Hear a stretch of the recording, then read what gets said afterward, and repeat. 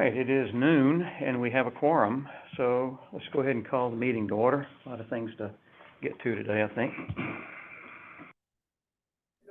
Can we have a roll call, please?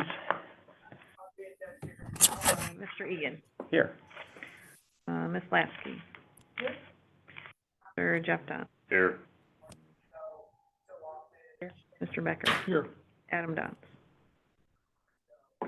Ms. Kaminsky. Here, but can't vote.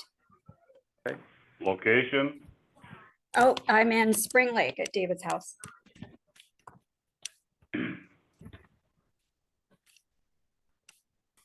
All right, everyone received an agenda, and I have a motion to approve the agenda. Yeah, I'm making a motion to approve the agenda. All in favor? Aye. Anyone opposed? Nope. All right. Public comment, anyone ready to talk right now? Okay. We have a couple of minutes to approve. Let's start with the regular meeting minutes from last month. Does anyone have can anyone make a motion to approve those minutes? I'll make a motion to approve the minutes. Second?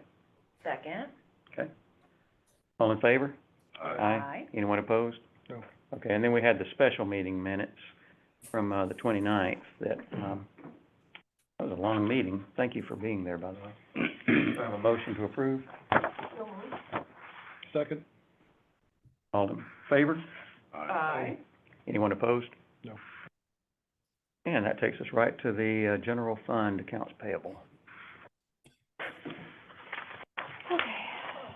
Actually, I intended when we did the agenda to request that we move the discussion of the EAS piece up earlier in the agenda than we said new business.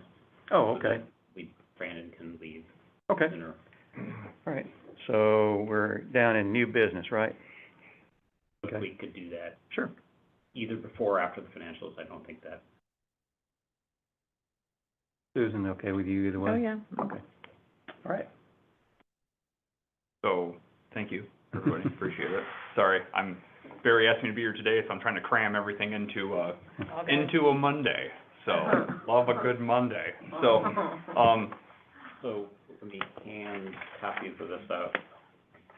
Brandon and I finished this morning, so. literally hot off the I press. have one more for the rest of, oh, you get one?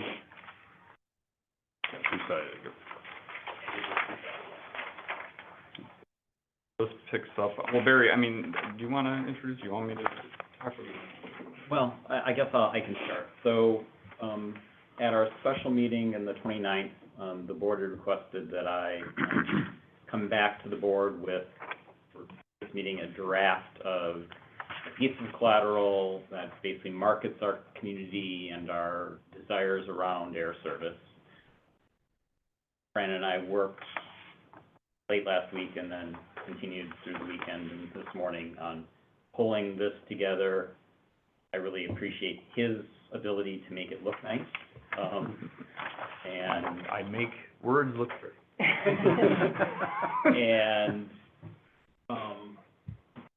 so there's, as I said, this is two-sided. First side is really talking about kind of what we're looking for. And again, this is distilled from the discussions on the 29th. And it's kind of summarized in the box near the top, goals of the airport and community, and, summarized in that we're looking for a carrier that can help us grow. How can we grow, or as you're proposing service, how can you, help us grow, with two kind of milestones there of, achieving that 8,000 enplanement number in 2 years and 10,000 enplanements within 4 years. That's roughly 15% growth a year over that time period. Now, if someone can do that overnight, even better. But that really kind of the summary that I walked away from the work session of, that's what we're really focused on, is growing. And if someone can come back with a proposal that's convincing to us, that accomplishes that, regardless of, other factors, that's ultimately what we're looking for.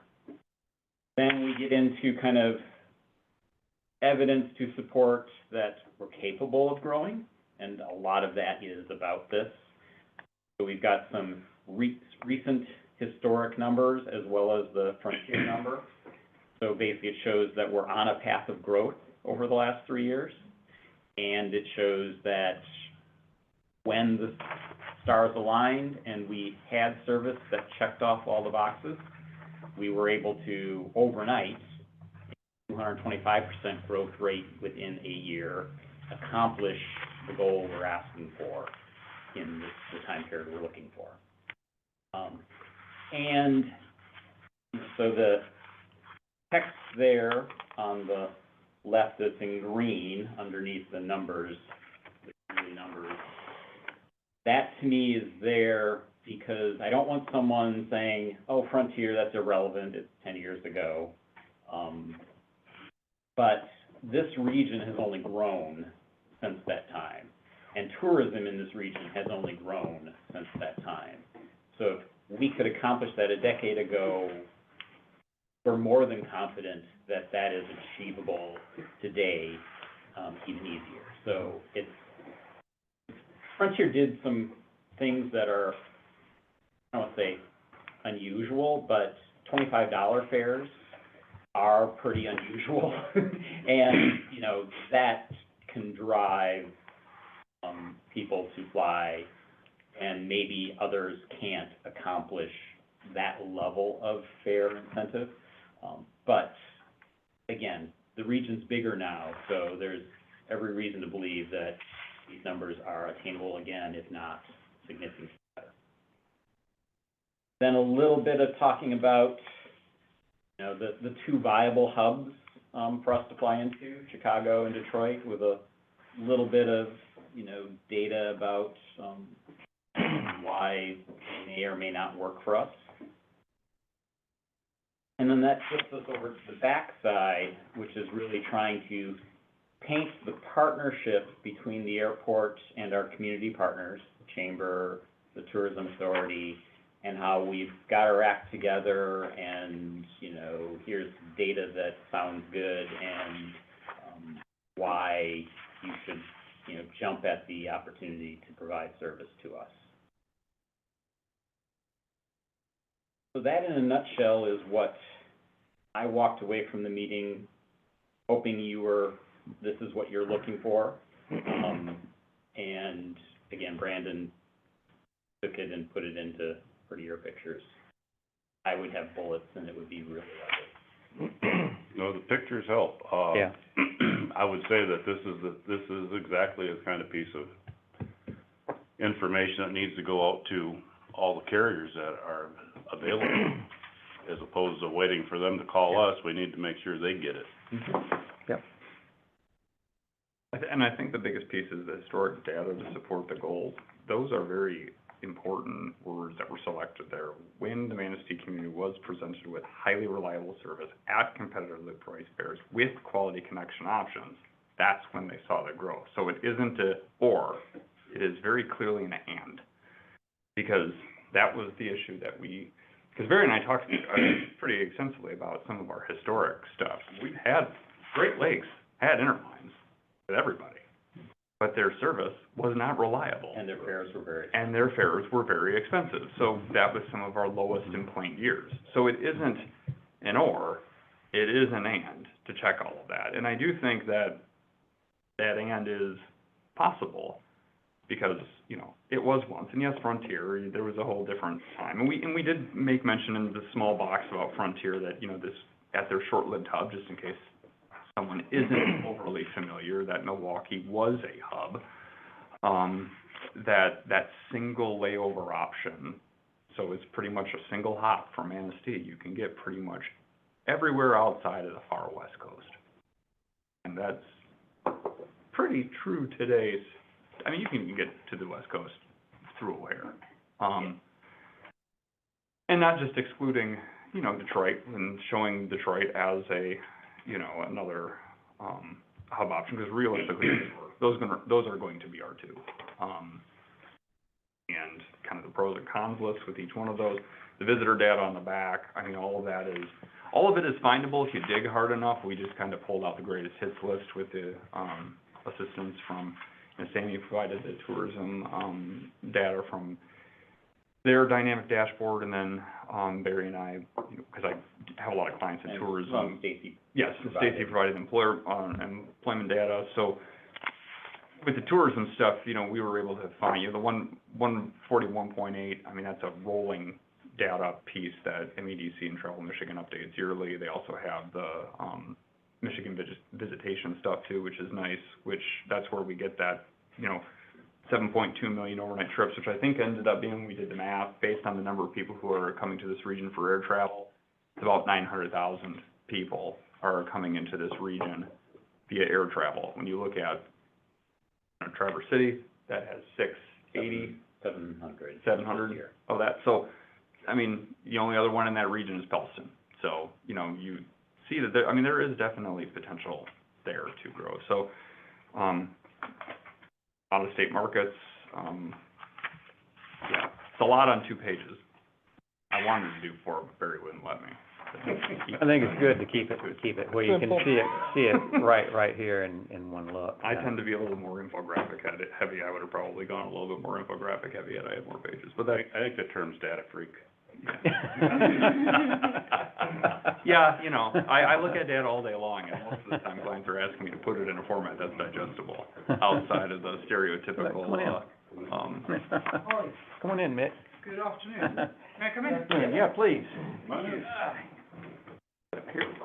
The area employment data, it says top 15 Manistee County employers, and there, Oh. and there are 9 listed. Yes. That was something we did change, That yes. was a change this morning. Okay, Zero cool. hours. Because when you get down to employers that are less than 100 employees, it doesn't sound very impressive.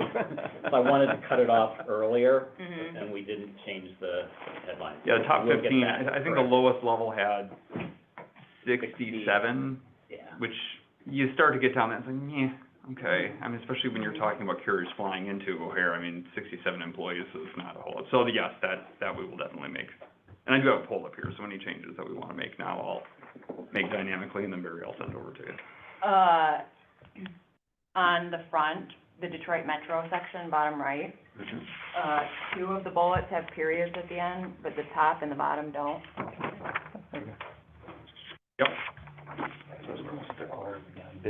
And then on the O'Hare side, they all have periods, so we should. They all now have periods. Okay. Oh, perfect, okay. We're going all periods. And then, so at the top is the goals of the community, the bottom one doesn't have a period, but I think Yep. that's a sentence. Yep. Those are the only things. Okay. And it looks beautiful.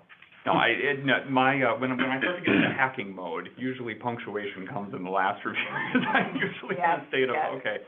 We probably reworked that 8,000 to 10,000 employments, copy a little bit, because it was based on our award cycle and the calendar year. It's trying to find how to get someone who might not be that invested to understand really what we're looking for. Mm-hmm, mm-hmm. And it's the fact that, yes, I mean, 10,000 employments is possible, as long as, you know, the Mhm. 3 of those criteria. Yeah, I think this hits the nail on the head with what I was looking for. Yeah, the only thing of it is, and again, I can't say it's irrelevant, but in seeking different airlines, jet service, we've beat that one around till we can't see any longer in regard to that one, and the catch becomes, how are we gonna get there? You know, so the question is can we get there? And how are we gonna get there? What kind of planes are gonna take us to get there? Well, and what we have to do as an airport to get there. You know, one of the things I look at here, it's like this 2011, I was a carrier, I was looking at it and be like, what happened in that community, you know? It's like, it's over a decade, and we're not any better. I mean, we're okay, but it's like, what happened in that time frame would be where I would go right away with that type of information. Yeah, who was prior to 2011? Because it's a massive jump. Was it fares, jet service, reliability, I mean, accommodation, advertising? I mean, it is literally the Everything? whole, and. Everything. It is reliable service, competitively priced, flying into a hub with connection. And then, of I course, mean, you got the that's- economy going up and down, up and down. Because, And, you know, I think to Jeff's point, it is an easier sell if it's a jet.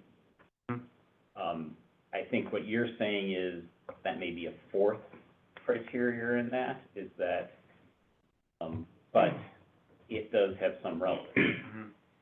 And so part of, didn't mention jet, non-jet in this piece, because at this point, we're trying to just get as many people to bid as possible.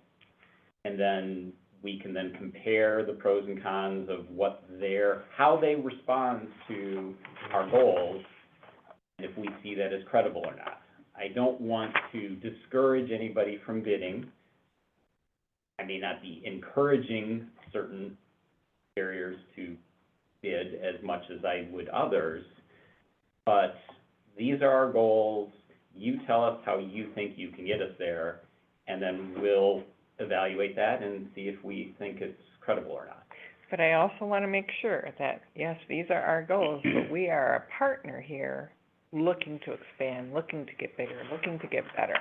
I mean, you know, it's like, sometimes, this is what, it's the third time I've been through this, it's like a little bit of like, here, save us, please, you know?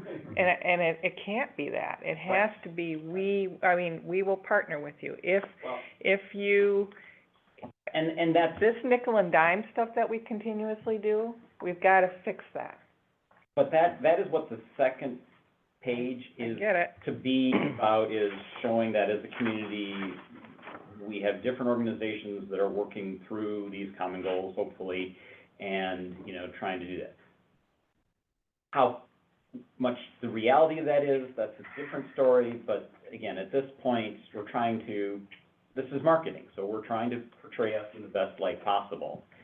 But if there are things on here that make us sound desperate, because I'm, you know, very much in the weeds here, and therefore I may not see it with as fresh of eyes as others in this room might. And, you know, we don't want to come across as desperate and, you know, bail us out because, you know, we're, you know, treading water. The idea here is to try to portray a positive, goal that we believe is attainable, and what can we do with airline partner to make this happen. And if that's not coming through, then that needs to get changed. I think it is, in regard to the question, in regard to Frontier, to my position on that would be, okay, well, they had that at that time. You know, if I'm in the industry, I may know what was going on back then as well. If I'm not, you know, I pick up the phone and call and say, because you've piqued my interest enough with your employments the last 3 years on top of it. The other thing on this stuff, it's like, these are great stats now. I mean, Sammy's done a great job in really dealing with this. But it would just, again, it'd be like, we have to sell our community as well. So, we are changing. I mean, you can feel it in our community that we are evolving.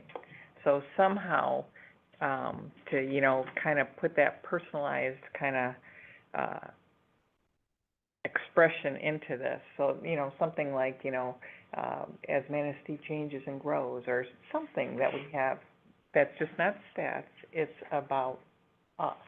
And I don't know. To me, again, you know, I don't know how many times I've done bids and contracts and stuff, but it's like, you do a little investigation behind, you know, it's like, do I really want to do that RFP? And who are these people? And do I really want to go down with a sinking ship or whatever? I mean, you want to do that first. And so, I just think that, I don't know, maybe it's just my frustration. I just want everybody to know that we want to grow, and I want this airport to be successful, but we have MacGyvered for so many years, and some of you might not even know what that is, but it's like, it is ridiculous. Well, the youngest is laughing. Everyone knows MacGyver. Can you let Adam in on Zoom? Oh,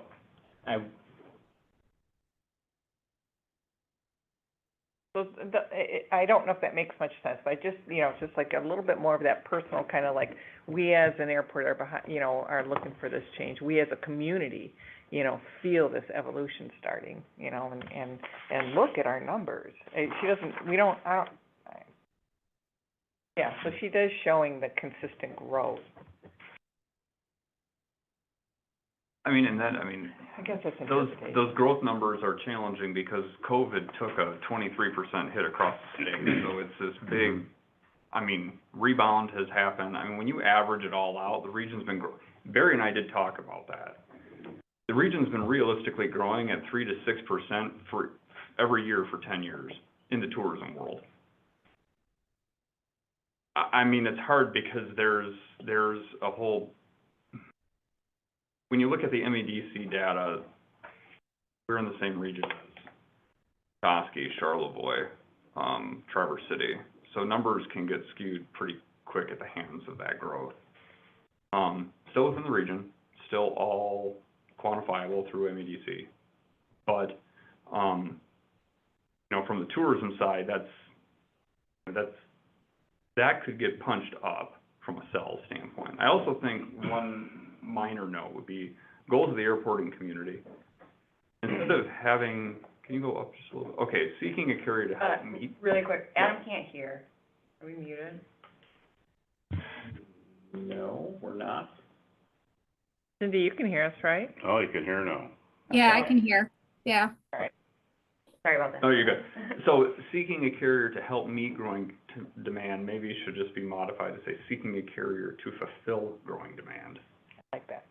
Something that is a little bit more Yep. proactively Yep. stated as opposed to something that is Yep. a little bit more of help meet something that we think is happening. We're saying we need you to fulfill something that is happening. Mhm. So that's one way to, I think, punch that up right away with just a small word change. And I might even add another word there, to fulfill existing and growing demand. Sure. Because we believe right now that we're not fulfilling our existing demand. But, just when you look at historic numbers, pre-pandemic to now in peak season, sold-out flights versus non-sold-out flights, capacity in that peak Right. season, we're just. I was we're looking at the certainly- data this morning, the number of months last year that we were basically maxed out on capacity. Probably four of the 12 months.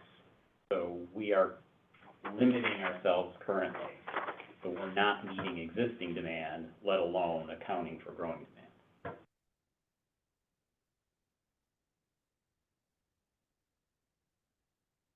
On the tip of your tongue. No, it's some of this data too, it's like, it's important piece is your top,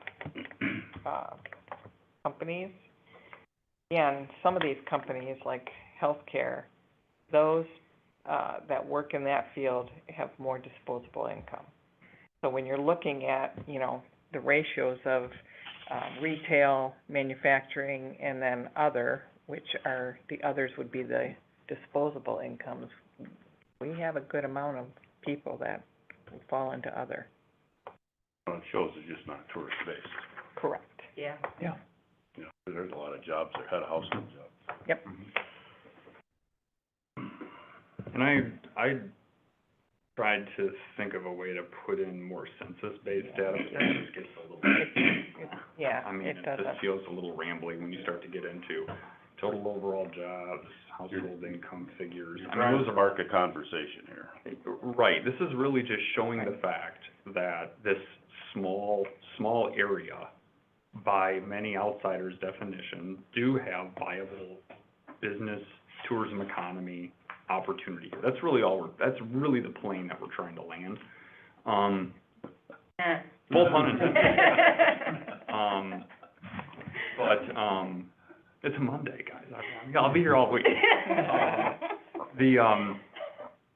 But, Yeah, I mean, I think that in terms of how to, I guess, sell it more, I mean, I think in this instance, this to me is, yes, it's a pitch sheet to an extent, but I think that this is just giving nothing more than a supplemental piece that, from my understanding with EAS bids in the past, not a lot of airports have provided really anything outside of one-to-one point conversations. I think this would be highly unique Right.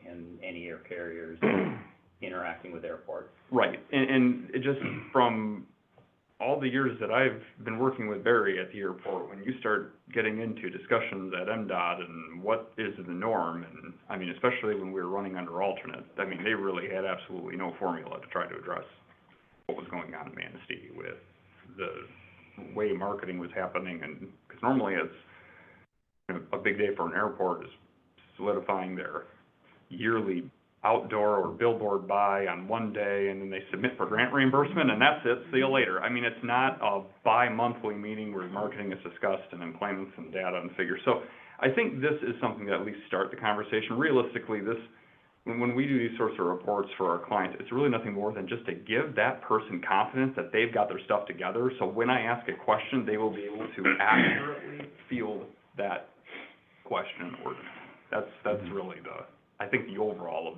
objective from how I was thinking when I was putting it together after our discussions was, let's just make someone feel confident that this airport, and the airport authority and the community here, they want what they're asking for, and they have the means to really try to be a partner in making that happen. So here's my pitch sheet. Okay, it goes to Karen Goodman, her company, blah, blah, blah. What's the next step? Do they call you? Do they research us? Do they talk to anybody, or Well- they just put in an RFP? Well, they do the RFP. Ultimately, that's Yeah. what their internal processes are gonna be. Yeah. But, so, I view this as starting with me reaching out to the carriers that we had talked about that are, you know, bidding in the region, explaining what this is, and trying to make it very clear that I'm, or, you know, we're here to provide answers to any question you've got. So that, trying to open the door and make sure that they understand that if they, you know, can think about this, they should feel free to pick up the phone, call me, and discuss anything that they're thinking about, things that may be on here or may not be on here. And then, you know, so that should go out probably tomorrow, assuming we are, you know, in agreement on, you know, where we are on this. And then in a week, follow up on to each of them. Did you get it? Any questions? And usually, my experience is that most carriers submit their bids the day, either the day of their due or the day before. And a lot of them don't really even put much effort into it until, you know, maybe 2 days before. But I think getting ahead of that curve and getting them thinking, and then probably a final, call, if I haven't heard from them. If I'm engaged with them and they're asking questions, then I know where they are.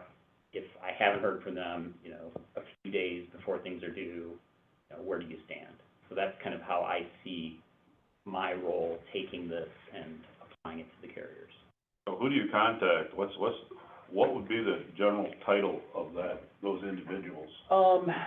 It depends on the carrier, but usually, so DOT, when they send out the RFP, they have a master list of their contacts in every organization. So that's who those carriers have identified as the person to work on these issues. And it can be the air service planning person, you know, Cape Air, Andrew Bonney, so his title is, I'm not sure what his title is, but it varies across organizations. But I've got those emails, they're out there as to who DOT communicates with.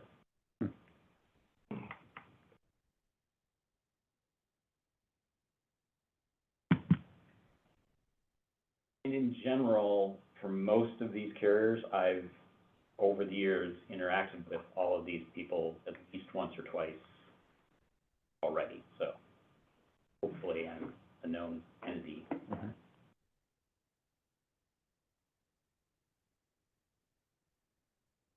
Anyone else?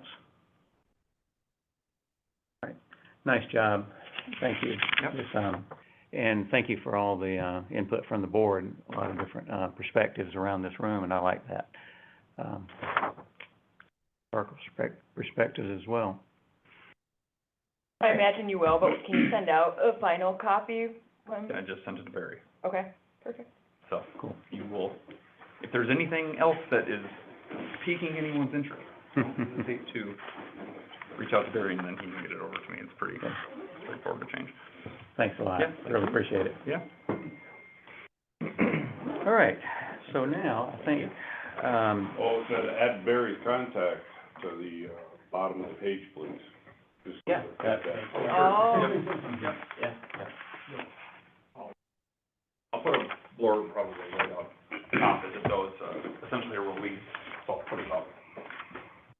Traditional, I'm putting that up top corner. Airport. Thanks, Brandon. Thanks, everybody. Bye. Nice job, thank you. all right, so, we have a public commenter here. So, would you like to introduce yourself? Hi, yeah, Mick. I am one of the pilots that is flying these days with Cape Air, but I am here on a private capacity. I've got nothing to do with the company at the moment. I have given my notice. I am leaving the company in the middle of March. I am, You're a however, resident, at the moment, and you're a resident of Manistee County. at the moment, yes, and I've got to care deeply for this airport and the people that I met here. Fantastic.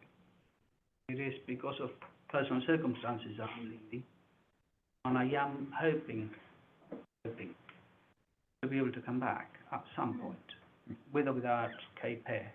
Now, so that I am not in any capacity talking for Cape Air now, just literally private.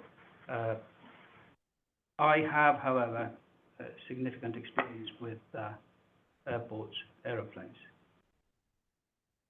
stuff like that. So if you have any questions regarding aeroplanes, I can probably answer them.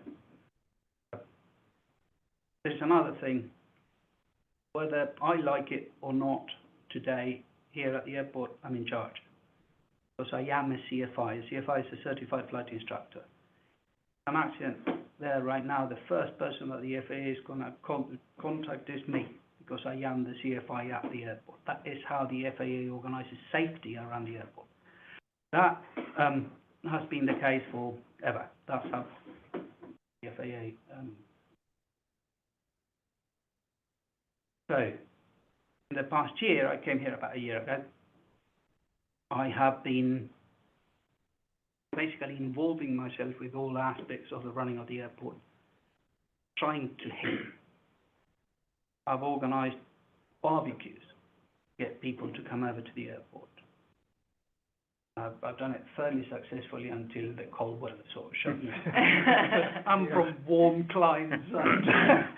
But we had a barbecue in December, wasn't it, the last one? Yeah, it was cold, but we did it. There are problems trying to be a CFI here, an instructor. I can be an instructor on my own, and so I am legally defined as a flight school, according to the Federal Aviation Regulations, or 14 CFR 1552.3. So I have been introducing people to flying and helping others to get back to flying. I have people coming over from other states to do recurrent training, like a little bit with me. And it's what I was looking at if my company decided to pack up and go, or they lost the contract, something like that. That's what I looked at trying to do, because I like it here. I was looking for a place to buy, and Right, I discovered, I had an idea because Barry told me about it, but I discovered that it wouldn't be easy for me to make a living here. Because there is very little work in the winter for a flight instructor. If you wanted people to come over to the airport, that is something that the board could try and help with, try and advertise the airport, getting people to come over, even if anything, coffee. Yeah, there's a coffee machine. My wife and I have been looking at, can we open a coffee shop at the airport? That was a suggestion once before. Yeah. Mhm. There's a place on the master plan, there's a Mhm. spot for it. Something like that. There are coffee shops around the town, lovely. I patronize them and, hey, if there was one here, I would patronize this one. And that would bring people here that perhaps wouldn't come unless they are flying somewhere. So there are things that can be done. Let me tell you another thing. I come from a different country. I'm a new immigrant. I've been here for a year, just over a year. Where I come from, the places where I've lived, several countries in the world, this airport is science fiction. The only way to describe it. Literally science fiction. There isn't anything that looks like this with the facilities, with the infrastructure. ILSs, final approaches, EMEs, NDVs, things that are old and yet they're still running. Great training. Well, they are still running because they were built to last. And Until they don't. until they don't, but they don't. Well, the technology has evolved. You can't do anything about it. But He's on the phone. Hello? Yeah, there's some, I think, yeah. As a flight instructor, those facilities I see as a real asset. I can teach people how to fly in instruments in this airport without having to go anywhere else. But there is, Hey, Adam, go on mute.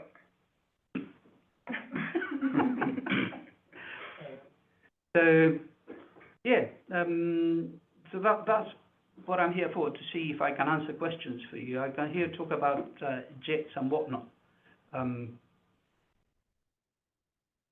One of the things that people don't really notice, they think, yeah, they look very shiny and everything, but nobody has built 30 or 50 seat jets for 2 decades. No money in it. Is that what you're looking at? 30, 50 seats? Some of the carriers, that's what they operate. Yeah. We used to operate 402s in my company. There's no 402s. Great little aeroplanes.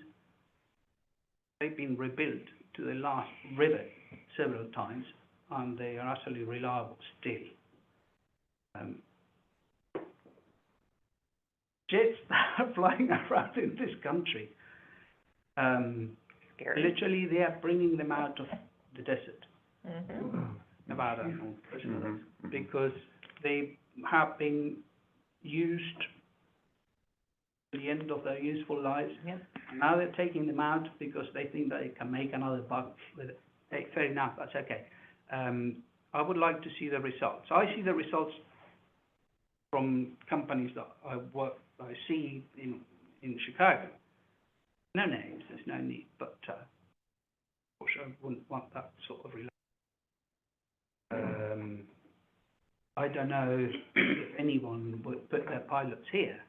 To be fair, even my company has difficulty bringing pilots here. I liked it, and I know 2 other pilots that love it here. They probably would come if they won the contract, but that is personal issues. And I don't know how other people do it.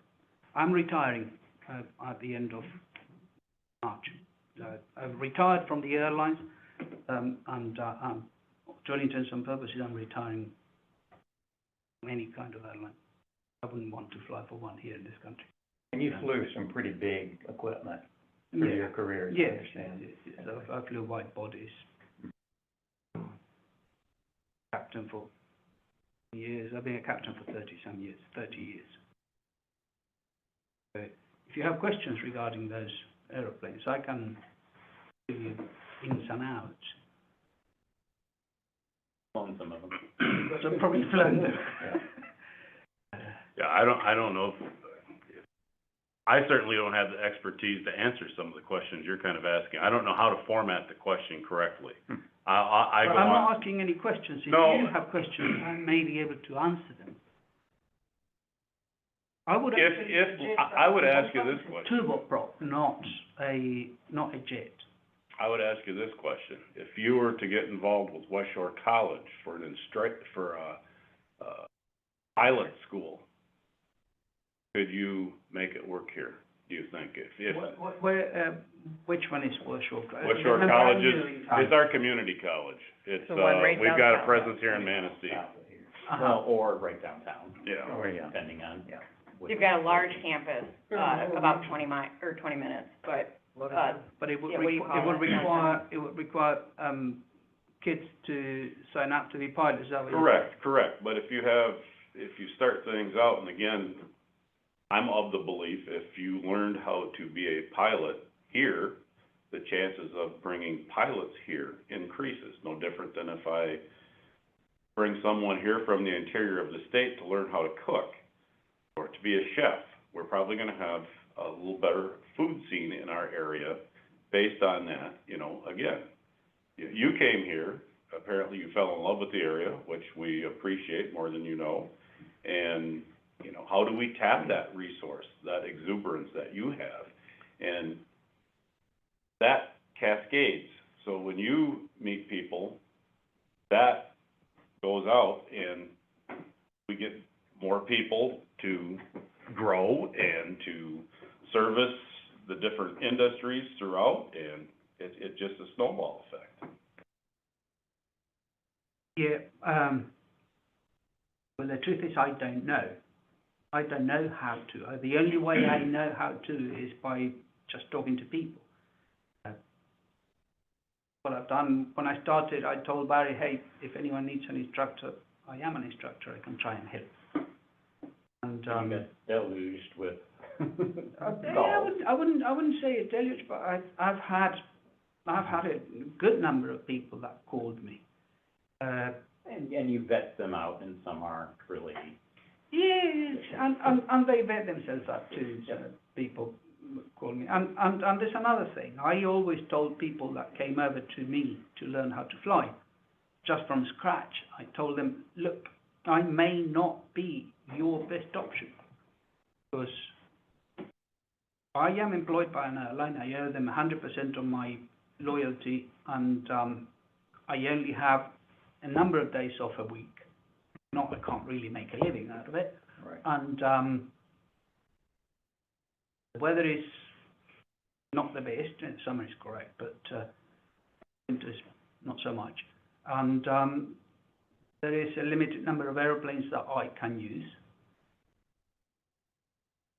Maybe if the college was prepared to do something with acquiring another aeroplane and putting it into service here, and I don't know, sharing it. Well, again, we can put you in contact with the right people to have that dialogue, is my point.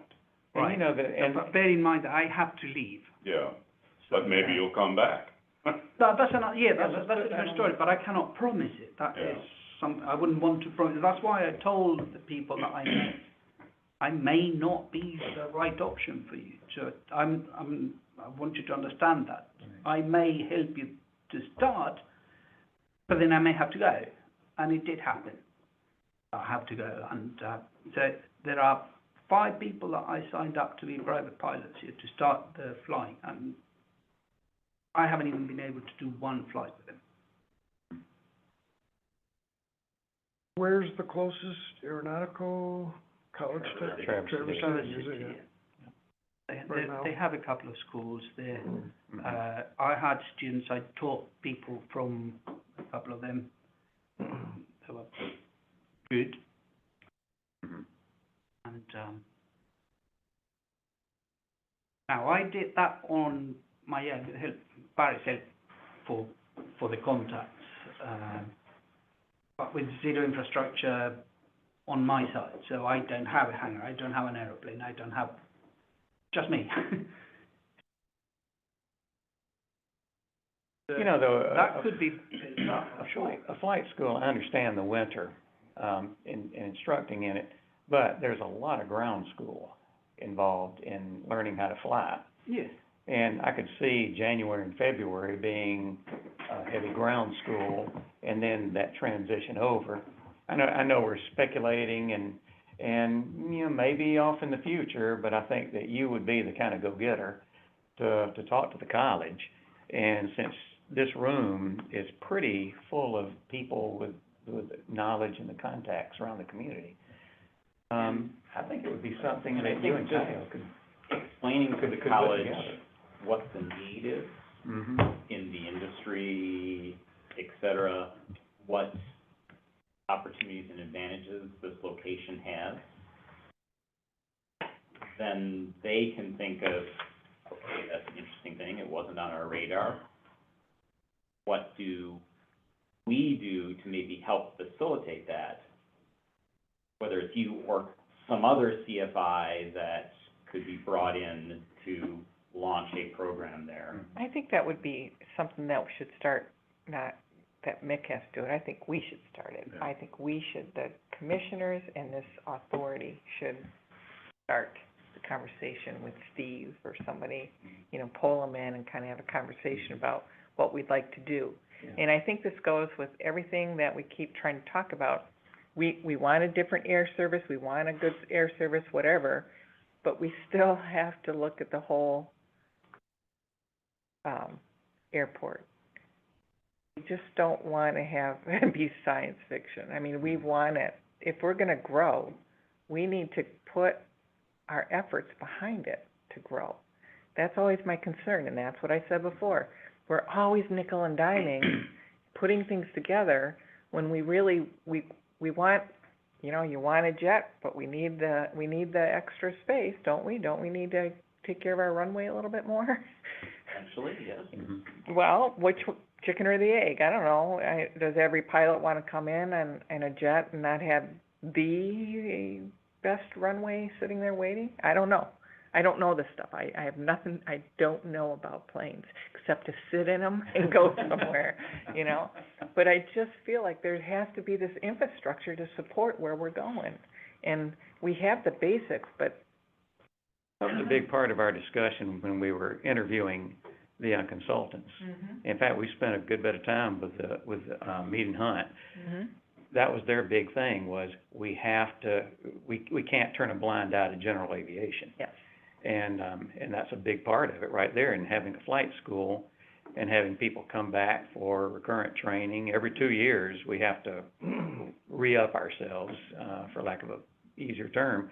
And to have something like that, I think, would be a big boost. And here maybe possibly is a good consultant. Mhm. Well, at some point, you know, I've got 3 or 4 other people that did their recurrence with me, Mhm. and Mhm. I'll come over. I'll come over for a week and arrange with everyone to do the flight with you, to make sure. Well, you piqued my interest when you said science fictions. I think the proper phrase might have been a time capsule. Yeah. Science fiction's going to the future. In many countries, this doesn't exist, and people would love to have it. Yeah. Which is what brought you here. That's what I meant. Yeah. Okay. That's what I meant. And This facility is fantastic. in general, the aviation system in this country is unlike any other in the rest of the world. There's nothing like this And country. especially as it relates to the support of smaller airports. And I think that's what you're getting to, is That's, that, yeah. you know, how the notion of general aviation in the rest of the world is completely different from how we historically in this country have developed it with, private people just owning airplanes and flying around and doing things they want to do. The rest of the world is much more locked down, restricted, controlled as to how aviation works. And it's night and day difference. That's partly why you say science fiction. It's just like, Yeah. this doesn't exist. Yeah, but even Luddington, I go to Luddington often because I got a client there too, actually. It's not as good as this one. There is no ALS. The minimums on the two approaches are higher. Mhm. Yeah, nice runways. And it is better. Frankfurt, same thing. Yeah. That's probably not a good comparison. Yeah. No, it's actually a nice runway. I take people there to get practice, to get exposure to different things. Johnsonville, short runways, great. They can learn to land in that environment. But you see that the presence of those airports makes this one better. Yeah. Because I can take them to practice different things in different places. And that is not something that I have had in any other country. I was a CFI in the UK. And I've flown many different places, and I always get myself grounded to general aviation because it's what I really, really like. The airlines pay the bills. But, and I tell you what, Cape Air, I love Cape Air. I wish there was a way in which I could tie it up and stay.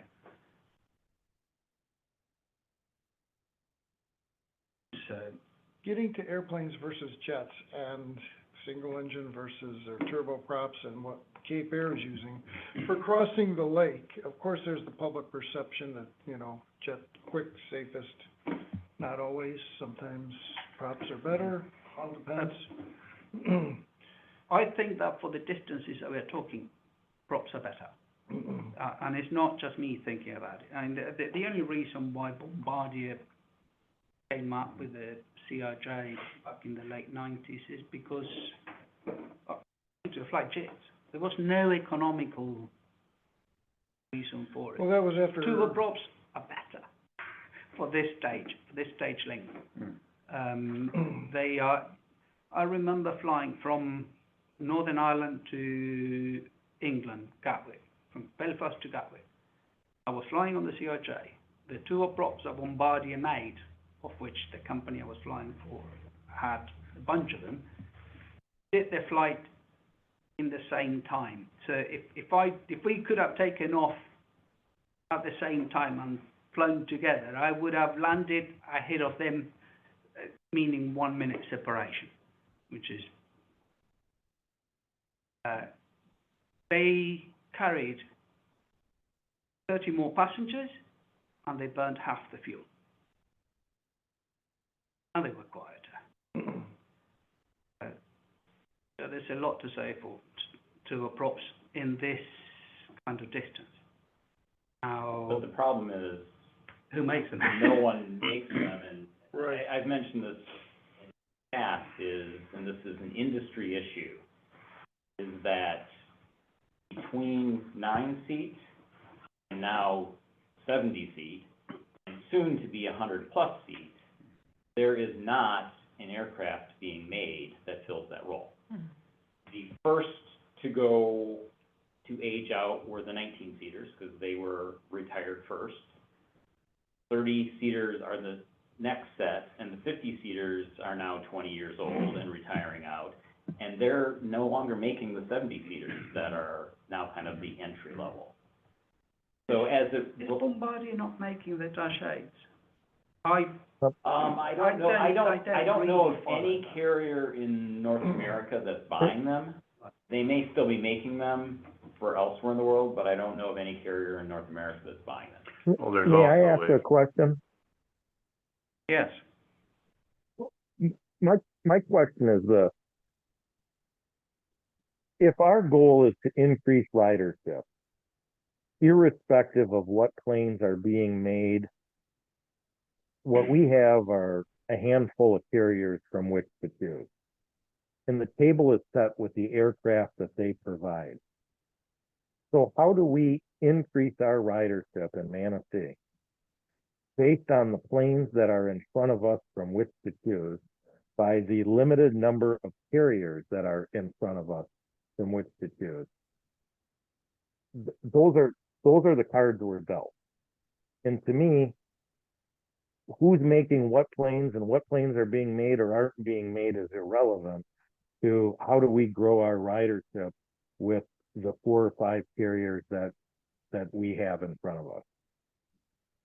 And Adam, I agree with you, and what I was going to conclude with in my conversation there is this issue of this gap is going to, in the future, become more and more significant. It doesn't necessarily impact what happens over the next few months.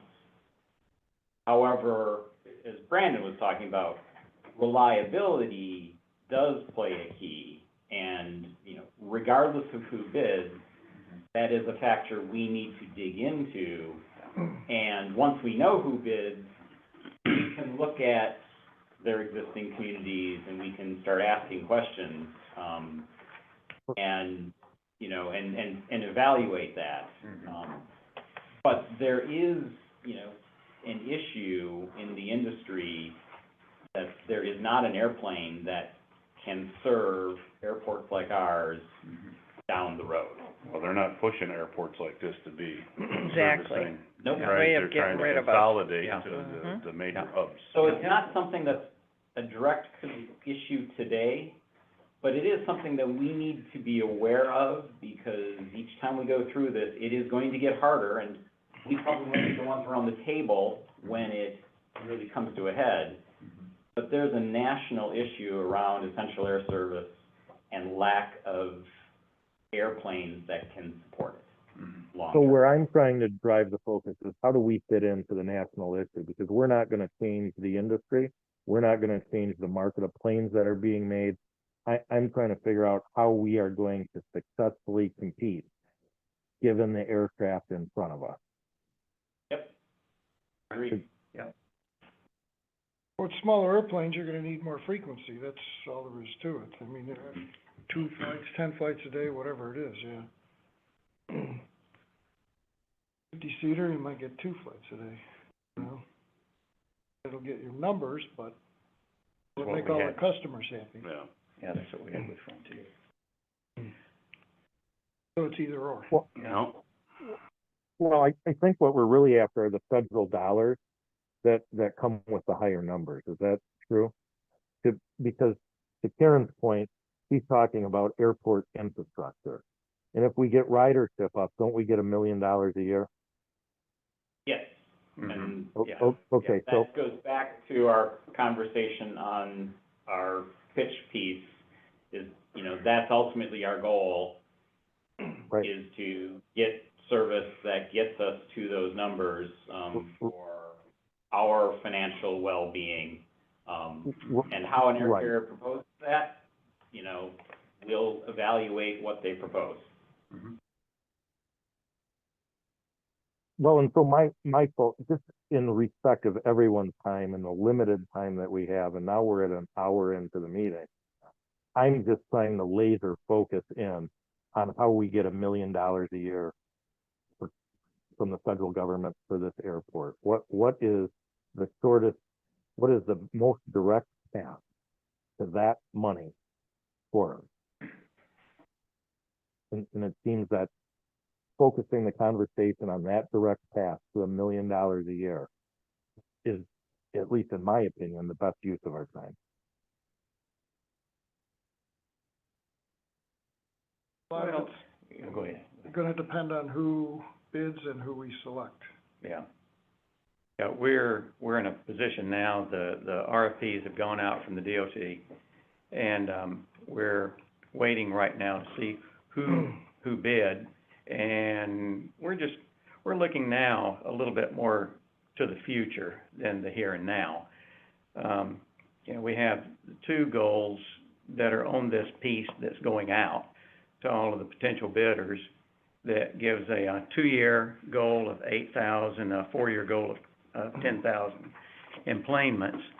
And we just have to see, okay, based on their equipment and their, infrastructure, can they provide that, yes or no? And right now, we're in a little bit of a holding pattern to determine who actually submits and what they Well, propose. Hopefully, we're not just, as Dr. Laird, we're not just waiting Right. for this. We're But we're sending this proactively out. going out and, you know, trying. We're sending this out, but we still can't really do much until we hear back with, here's what we have, here's what we can provide, and here's our customer service, because that's another piece of the puzzle that has to be there. If it's a bad customer experience, we'll lose passengers. I think Gary, just do you have- From an agenda standpoint, we're Yeah, in we do public need to- comments, we'll Mhm. probably wrap it up, and we should Yeah. probably get back to the agenda so that Yeah. we're not wasting people's time. Right. Anything else anybody would like to ask of, Appreciate the input. yeah, yeah.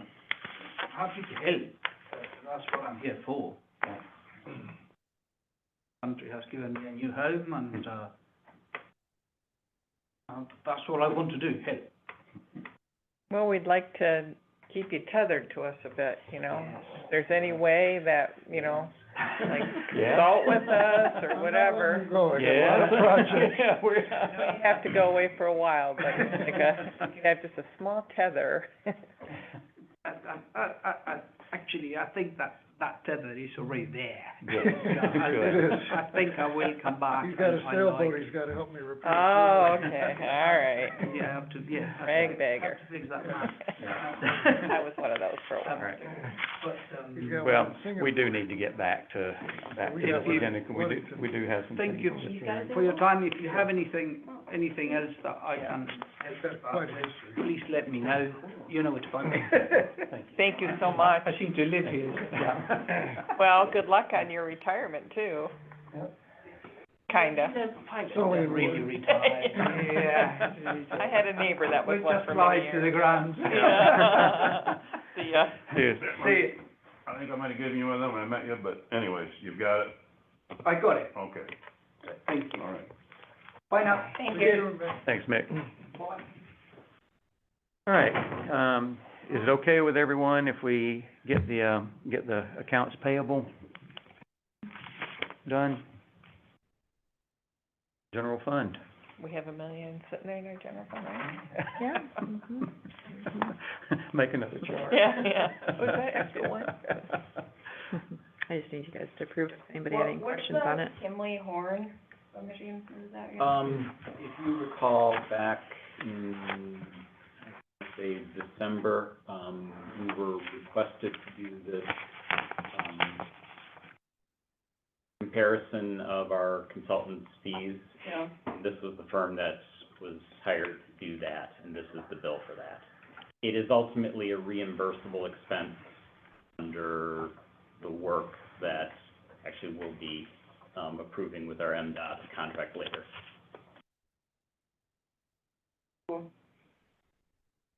That was my only question. Anyone else? Do I hear a motion to receive the general fund accounts payable? So moved. Thank you.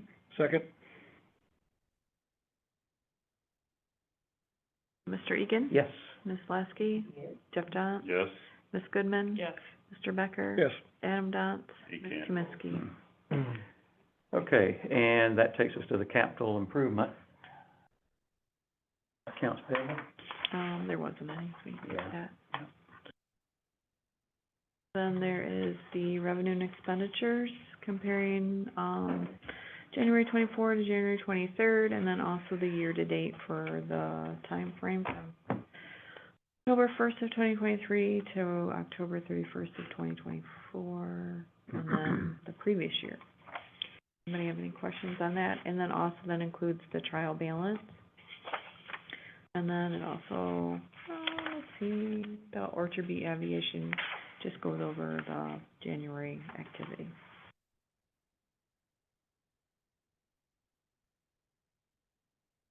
Questions, comments? Do I hear a motion? So moved. Second. Thank you. Mr. Egan, Yes.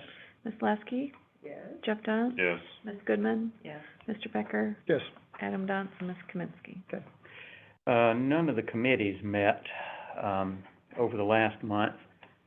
We did get those established, and I want to talk about, next month, I want to talk about a transition committee, for, Barry's, retirement in the future, so we don't get all of a sudden kind of all right, let's deal with it right now. But next month, I want to put that together. So, just looking ahead. Very good. All right, and that takes us to the, Barry, your report. Okay.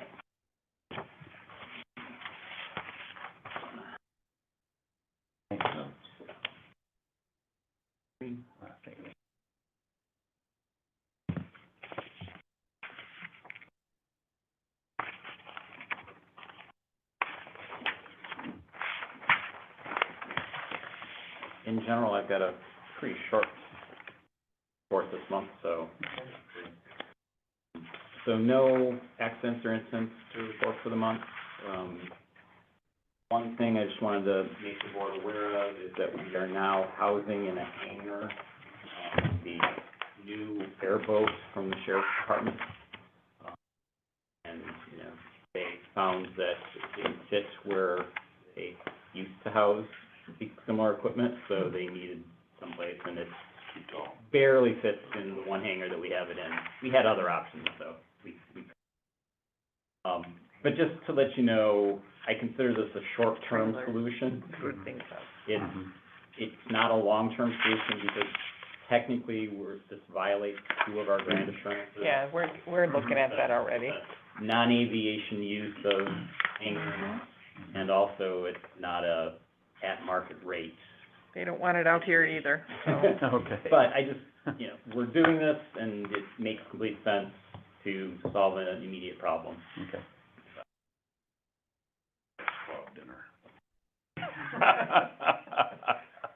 Then, on the employments and performance, so, in January, we saw about a 20%, increase versus previous year in employment. Best for a number of years, and talk a little bit more about that in a second in a further slide. On the performance side, we had pretty much all of the cancellations this month were weather-related. We had the blizzard weekend, which wiped out flights pretty much that weekend. And then about a week later, we had a situation where we had basically freezing rain in the area, and that grounded us every morning for a number of mornings in a row. And I've learned that freezing rain and the types of airplanes that Cape Air flies, freezing rain grounds every airplane if it's on the ground. So a jet, a turboprop, a piston plane, you basically can't take off if it's freezing rain, which is what we had.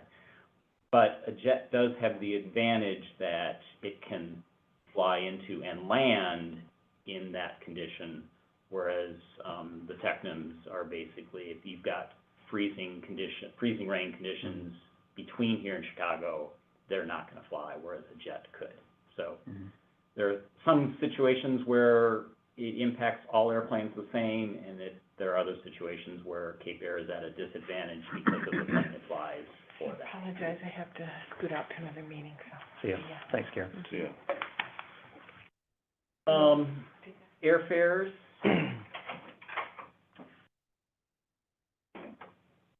Why I pushed the button and now it's saying, no, I don't want to force quit. Plug into everything again. Airfares for the month, you'll see there, we're a little bit, Traverse City came up in fare. The previous month, they were fairly low, they came up.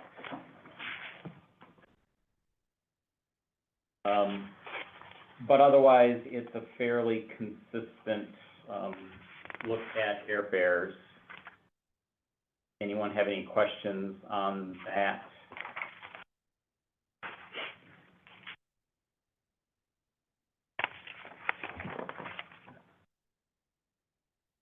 Then,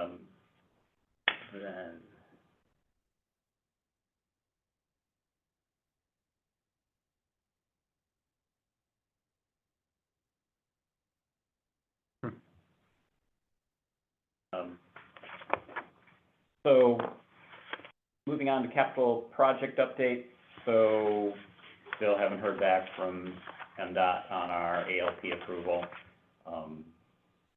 Not surprising.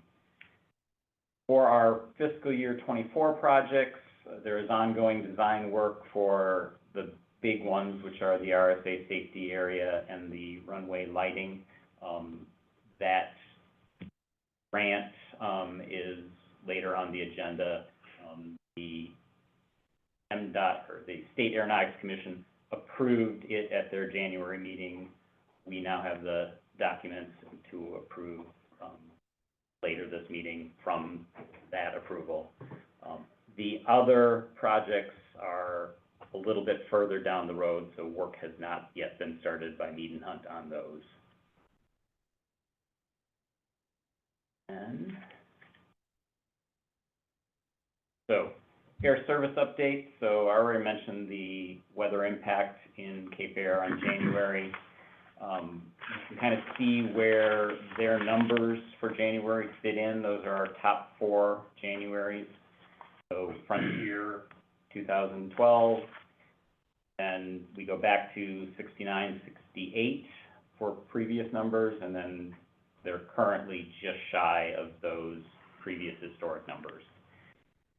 January and February are traditionally our weakest months of the year by far, for a variety of reasons, but that's where they stand.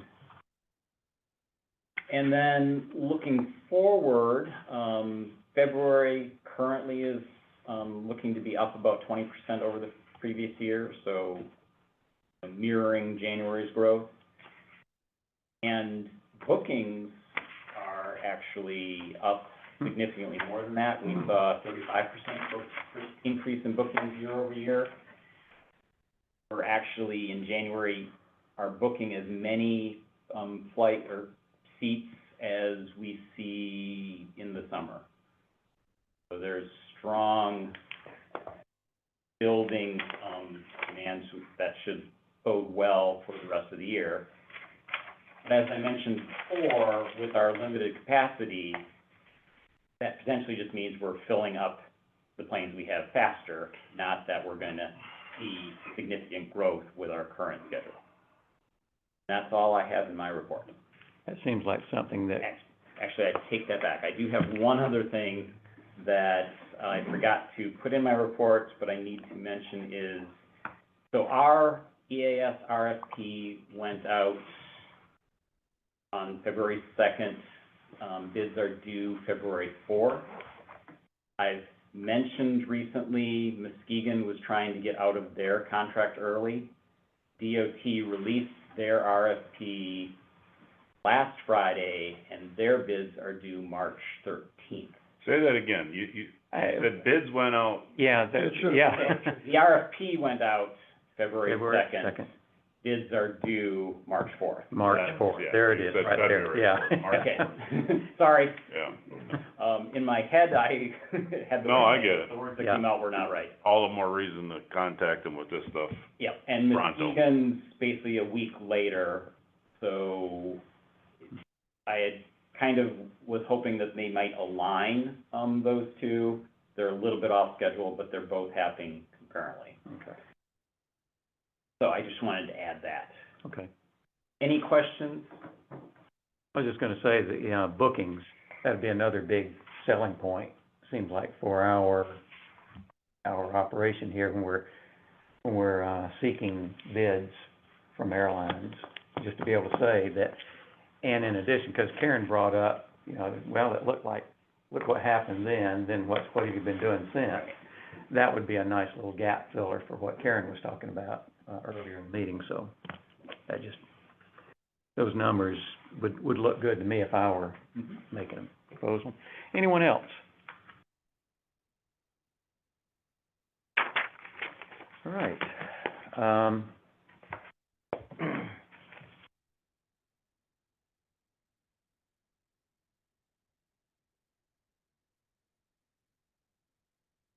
that takes us to the, old and unfinished business.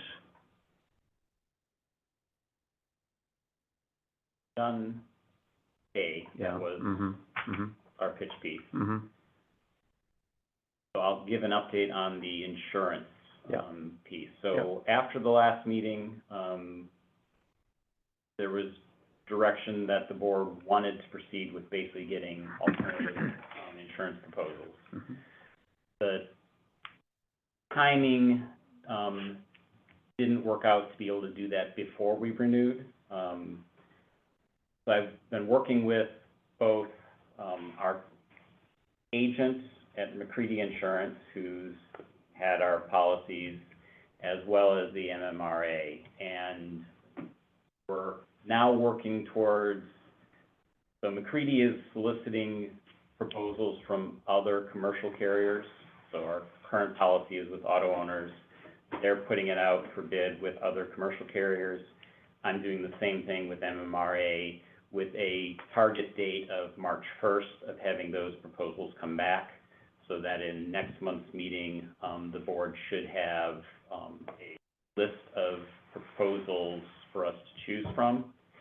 And even though we've had to renew our current insurance, we can cancel that at any time and basically get a prorated refund for the remaining part of the year. So, but one unfortunate side effect is because of that timing, we missed out on our ability to prepay for the year up front, and thus lost the discount that we could have achieved if we, if I had been more on the ball on this, so. And that amount number is how much? Probably about $1,000, I think.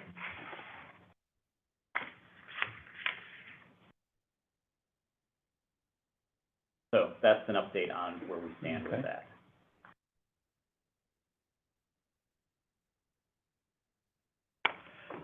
Anything else? All right, and then in the new business, let's see.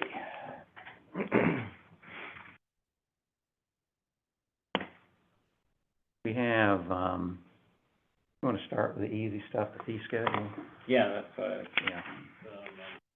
thanks. So it was in what Yeah, was here sent you out, but there are copies for everyone else. So one of the things any air carrier needs from us, to put together their bid, to basically do their financial model, is what our fees are going to be. So this spreadsheet shows where we currently are, where we have been, and then basically, we need the board to figure out where we want to go. And basically, it's, you know, what level of cost of living increase we want to apply to these numbers to update them. Not all of the things on this list apply to the air carrier, but this is our total fee schedule as it stands. So I'm just going to start walking through it. So our old T hangers, so we used to be at $150 a month. We're still at 100, no. no, 2 we aren't years still. ago, we adjusted that to go to 175 when we fixed the doors. We haven't yet fixed the doors, but that is now a project for this year. I think we should just leave that at 175 when that happens, and we will see that anticipated revenue increase there. New T hangers, we upped it by $50 per month 2 years ago, but we changed how electricity was billed, so we pushed the electric utility costs to the tenants as opposed to, not, I guess, the tenant was paying for it, but because of the infrastructure we put in, we don't have per meter charges anymore, so that cut actually costs through consumers about $30 a month. So we felt we could recoup some of that savings the tenant's receiving in, charging them more rent.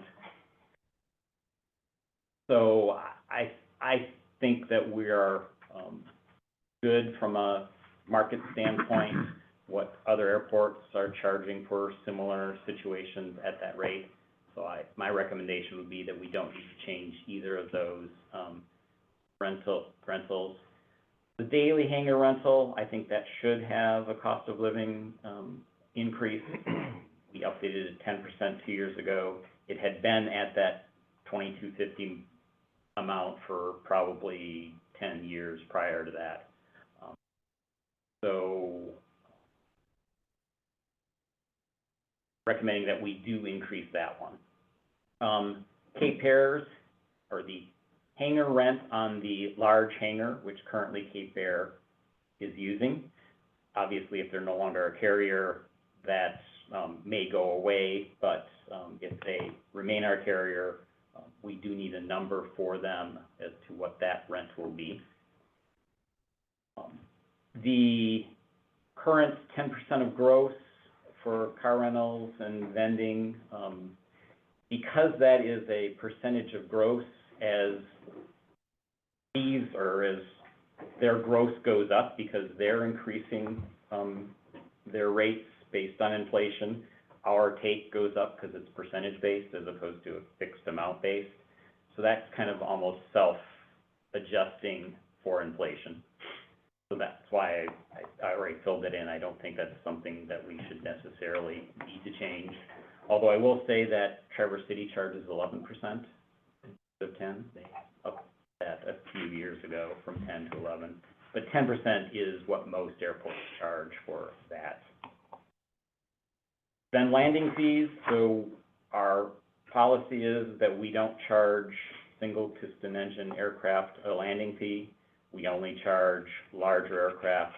Generally, that means they're operating in some sort of business type environment. They're either ferrying passengers or conducting business. So there's two rates. There's a twin engine piston rate, which is about basically half of the jet turboprop rate. Then there's our fuel flow fee, which is the amount per gallon that Orchard Beach sells to customers that basically comes to the airport. And that was adjusted a couple years ago when I started here 15 years ago. It was at 15 cents. It had been raised once, and then we recently raised it a second time. And because that's not percentage-based, that does decrease over time if you don't adjust for inflation. Then there's terminal space leases. And again, those are our current rates per square foot. Probably some of the more expensive rental space for office space in the region, but it's kind of a specialized scenario.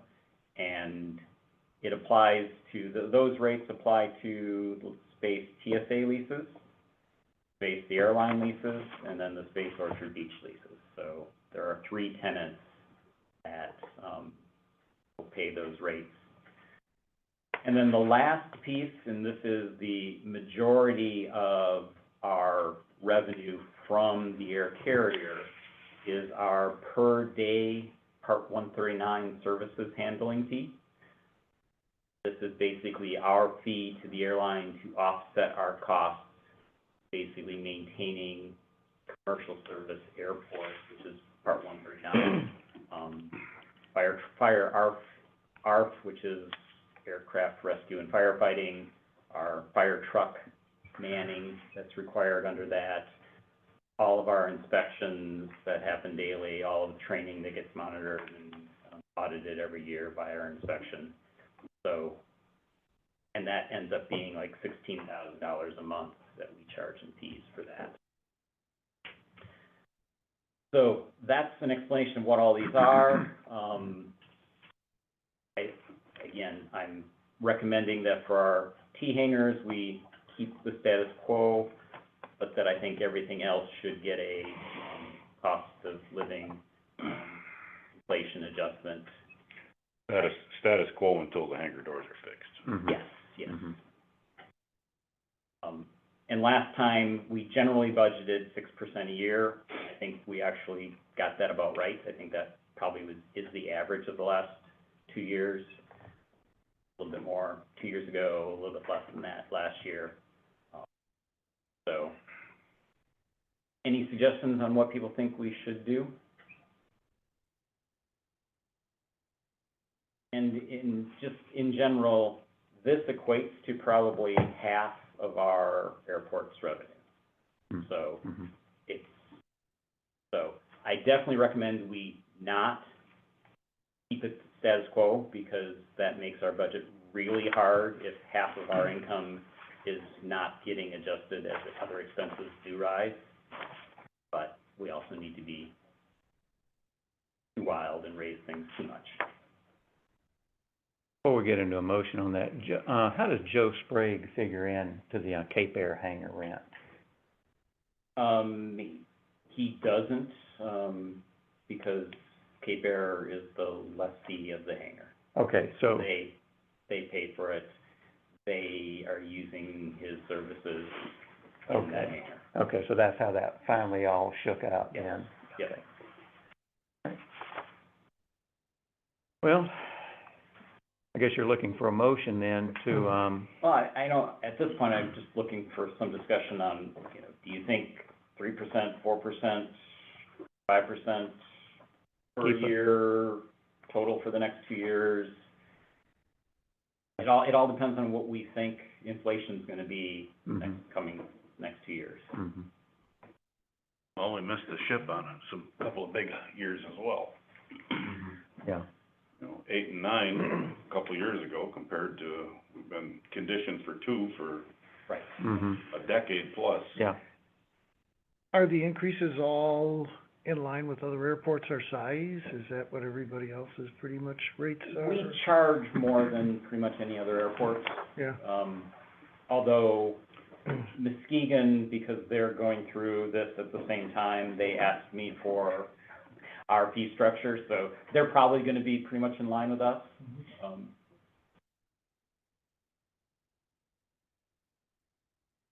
Fuel flow rate, is that a profit per gallon, or you just charge that and there's, the fuel is, you pay for it and there's nothing gauged in there to make money off of it, or how does that work? So Orchard Beach Yeah. sells fuel at a market competitive rate. Right. Mhm. And then for every gallon that Orchard Beach sells, they pay the airport Gotcha, Okay, this fee. okay. got it.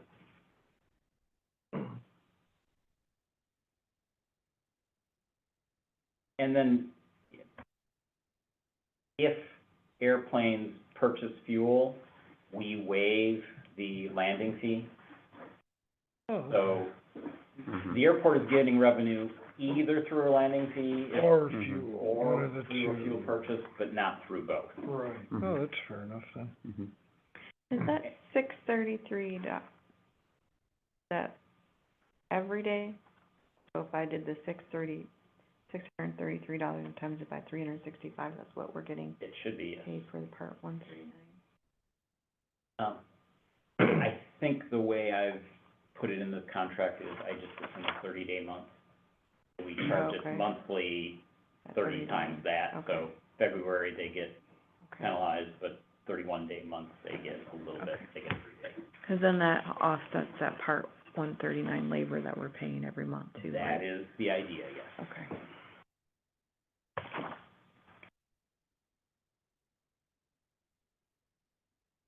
How that was Yeah, I was created. trying to figure that out. Couldn't quite. Yeah. I built my own building. 30 days. for that fee, yeah.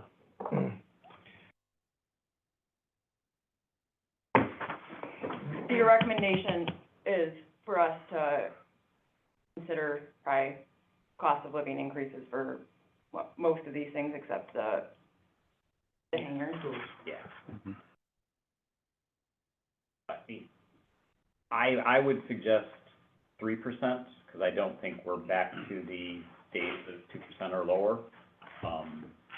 But that may be being optimistic right now. I don't know. Trying to predict the future as to what inflation is gonna be.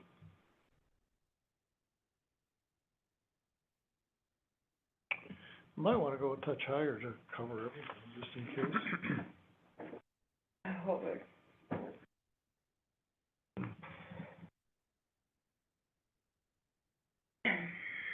Would that be a potential stumbling block towards a bid from a airline? I've never seen it as a stumbling block, Okay. because, again, this is subsidized service, so they incorporate it into their numbers, and then they get passed on, the DOT is an amount of subsidy being requested. Okay. Anyone else? Jeff, what do you think? I'm copacetic with whatever anybody else wants to do on this. Wanna put a motion out there? Or you said probably a little higher than I think, yeah, a little bit higher, So, probably 4. 4. sounds fine to me. Was that a second? Sure. So how's the motion read?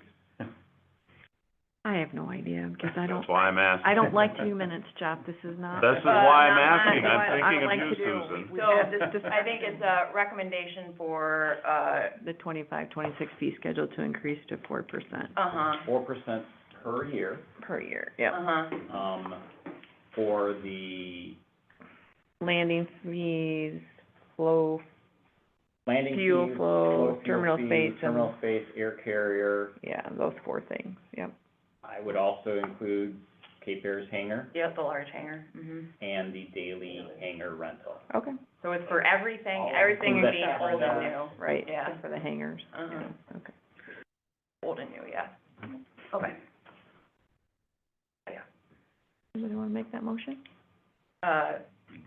George So- made it? George made it. Yeah, Yep, and I seconded, I guess. yeah. Okay, we'll do a roll call. She left it.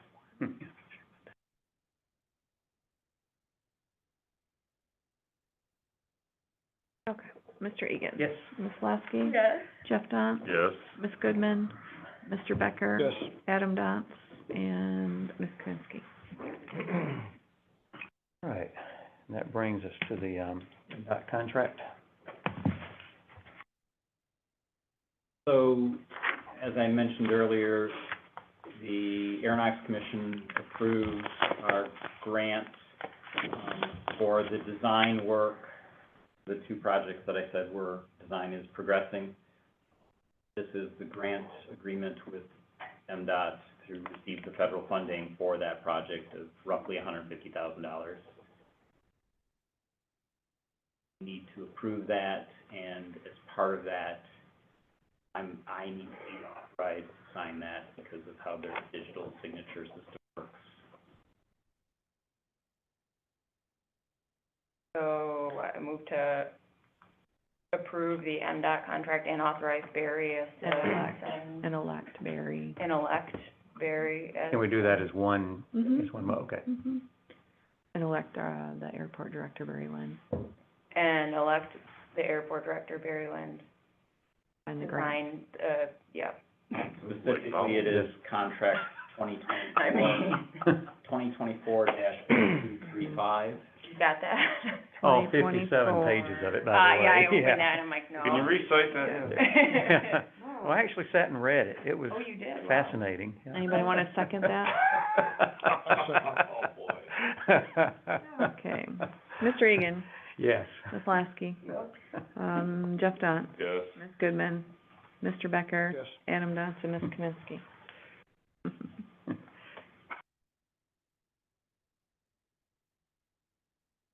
And then related to that, is MDOT requires a specifically worded resolution to go with that. That's the next item is Mhm. Resolution 2401.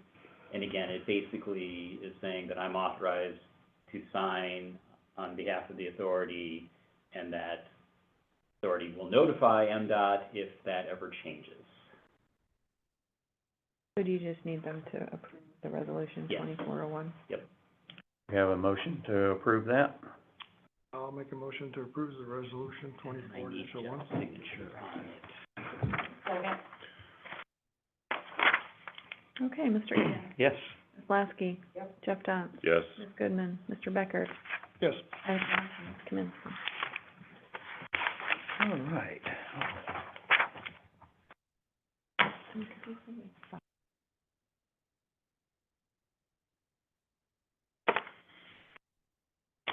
Well, we've had public comment, comments by authority members. Anything else? We have not, Then on the revenues and expenses, We've already done that. I know, but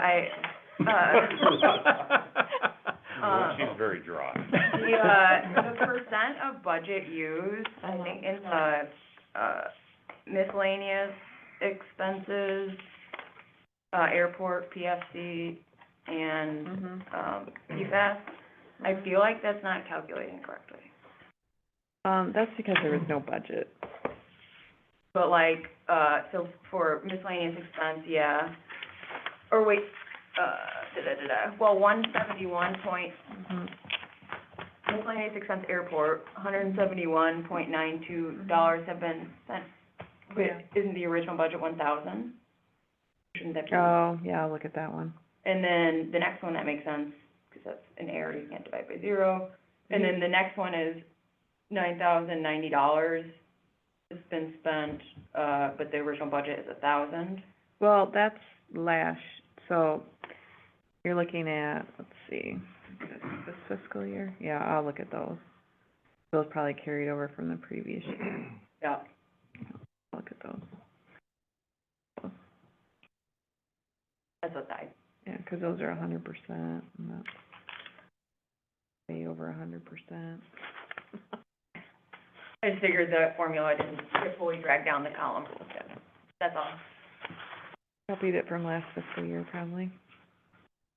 real quick from me, the directory that came out, just take a look at that sometime, make sure that all your information is right on that. We found a mistake in Karen's contact info, so just take a look at that. If there are any changes, let Barry know, and, we'll update those. That's mine, right. Anything else? I think with the potential that we have with the business aviation, general aviation, commercial aviation, and like Mick was saying, how nice of airport we have, breaking each one of those down to try and bring in more either dollars, people, tourism, it's all a big spoke that can be together to the middle of, MBL, yeah. Yep. There's a lot to it, each one can be broken down, and find out what we can get the potential from each one. Training, maintenance.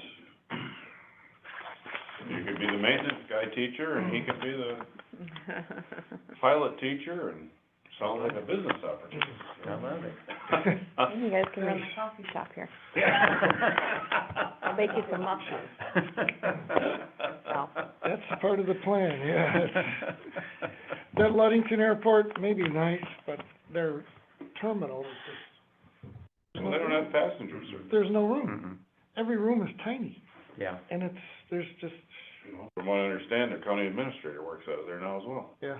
Mhm. which, that Oh, blew me really? away. That's what, I- that's First I've heard. interesting. I know, 'cause the chamber used to be located in Yeah. there, and then they moved out. I was curious what they were gonna do with that space. Yeah, I've landed there several times. Yeah. And it's- yeah. It's an airport, I mean, but as far as terminal-wise, if you compare the two, there's, walked in there like there's two here. You couldn't put a TSA thing there, you couldn't put Mhm. passengers anywhere. It's Don't they have some, cargo going in and out of there? at some- UPS, I know. At some level, does, okay. yep. There's been times when UPS has had to land here, correct? Yeah, as Mick was talking about, they don't have quite the same equipment to allow claims to occur here. All right, thank you, everyone. Long meeting, got a lot done, and, appreciate you being here. With that, the adjournment, we are adjourned. All right. All in favor, leave. Aye. Aye. See you at your little workshop